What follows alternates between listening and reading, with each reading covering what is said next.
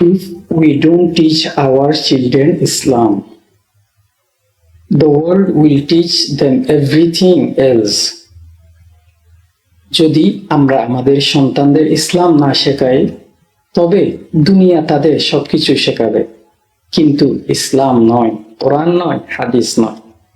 আজ বলবো, মুসলিম যুবকদের পথভ্রষ্টতা দায় কার?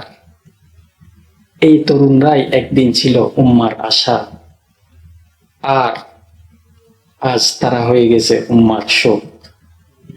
আল্লাহ রাব্বুল আলামিন পবিত্র কোরআনের সূরা আল ইমরান 137 আয়াত নাম্বার ইরশাদ করেন, কদ খলাত মিন ক্বাবলিকুম সুনান ফাসিরু ফিল আরদ ফানজুরু কাইফা কানা আকিবাতুল মুকাদ্দিবিন। রব্বুল আলামিন বলেন, তোমাদের পূর্বে বহু জাতি ধ্বংস হয়েছে।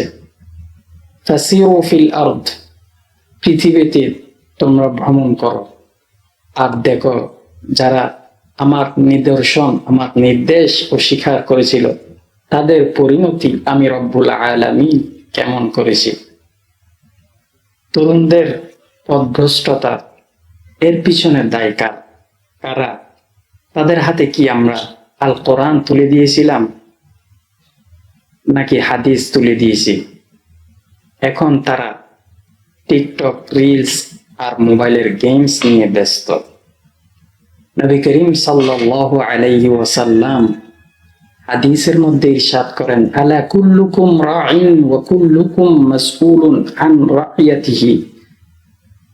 তোমাদের প্রত্যেকেই এক একজন দায়িত্বশীল, প্রত্যেকে হেড অফ দ্য ডিপার্টমেন্ট, সেই হোক সোসাইটিতে, সেই হোক এলাকায়, সেই হোক কাউন্ট্রিতে, সেই হোক ফ্যামিলিতে।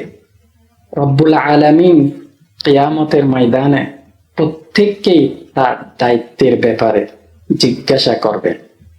সহিহ বুখারী এবং মুসলিমের মধ্যে এই হাদিস এনেছেন নবী করিম সাল্লাল্লাহু আলাইহি ওয়াসাল্লাম। বর্তমান আমরা দেখলে মধ্যপ্রাচ্যের বাইরের বেশিরভাগ তরুণ 70% অধিক ধর্মীয় শিক্ষা থেকে দূরে। প্রায় 40% তরুণ 5 ওয়াক্ত নামাজ পড়ে না। তারা সোশ্যাল মিডিয়ার পিছনে, তারা অনৈতিক কাজের পেছনে ব্যস্ত হয়ে পড়েছে। এর পিছনে দায় কারা? আল্লাহ রাব্বুল আলামিন কিয়ামতের ময়দানে যে প্রশ্ন করবেন, এই প্রশ্নের জবাব দেওয়া ছাড়া কিয়ামতের কঠিন ময়দানে এক চুল পরিমাণও সামনে আগানোর সুযোগ থাকবে না। সেজন্য প্রত্যেকের সন্তানকে, তার আদরের সন্তানকে যেভাবে সকালে ইংলিশ মিডিয়াম স্কুলে দিয়ে আসার জন্য এত কষ্ট করতেছেন দুনিয়ার জন্য, পরকালে কিছু পাওয়া যাবে না। সেজন্য প্রত্যেকে মোবাইল নয়, নিজ আদরের সন্তানের হাতে কোরআন, হাদিস, ইসলামিক বই তুলে দিন এবং 5 ওয়াক্ত নামাজ পড়ার জন্য তাদেরকে তাকিদ দেন।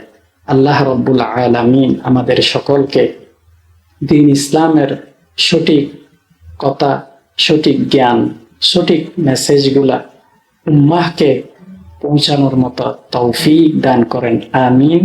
আসসালামু আলাইকুম ওয়া রাহমাতুল্লাহি ওয়া বারাকাতুহু।